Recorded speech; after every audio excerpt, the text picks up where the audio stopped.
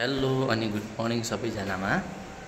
अहिले भनेपछि बिहानीको समय। अहिले म जाँदै गरेको दोकान किन भन्नुहुन्छ भने आज चाहिँ असार 15 अन्त असार 15 मा चाहिँ आज दही चिउरा खाने दिन।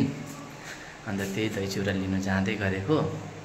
घरदेखि टाढो भए पनि रीतिथिति संस्कृति चाहिँ बिर्सेको छुइनौँ हामीले पनि। अन्त अहिले चाहिँ जाँदै गरेको दहीहरू लिनको लागि। अन्त हेर्दै गर्नुहोस् होला यस्तो छ, हेर्न सक्नुहुन्छ तपाईँहरूले। पुरा यस्तो भएको छ आज। त अब यस्तै हो दिनहरू, हो असारको दिनहरू यस्तै हुन्छ, धान रोप्ने दिनहरू। यस्तो भएन भने पनि अन्त फेरि मान्छेले धान कसरी रोप्नु हो। अन्त त्यसैले गर्दाखेरि चाहिँ मौसम चाहिँ यस्तै छ है। गुड मर्निङ दा। अहिले भनेपछि है किनेर पनि फर्किँदै गरेको यस्तो छ है। झोलाले थाम्न आँटेको छैन हो सामानहरू पनि। अब चाहिँ गएको यसलाई लगेर सबै बनाएर खानुपर्ने हुन्छ हामीले। अब जाँदै गरेको हिँड्न थालेको हो। अब सर जानुपर्छ रुममा। गयो बनायो खायो।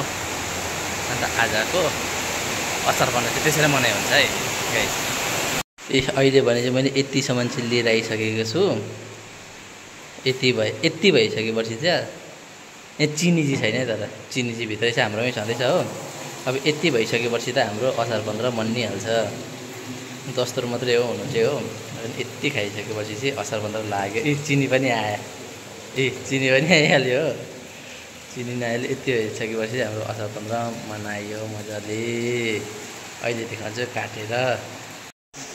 ल त गाइस, भनेपछि हामीले खानु सुरु गरिसकेको हो। तर अब मेरो चाहिँ कम्ती हुनुपर्ने, मेरो चाहिँ रास बेसी हो। अब चाहिँ हामी रिसर्च गर्दै गरेको। अब यसरी मनाउँदै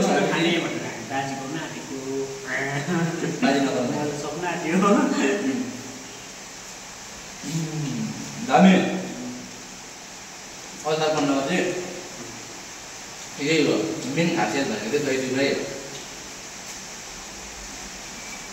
त्यति हेरेर चाहिँ अब भरे 4 बजीलाई गएको केही नखाँदा हुन्छ हो।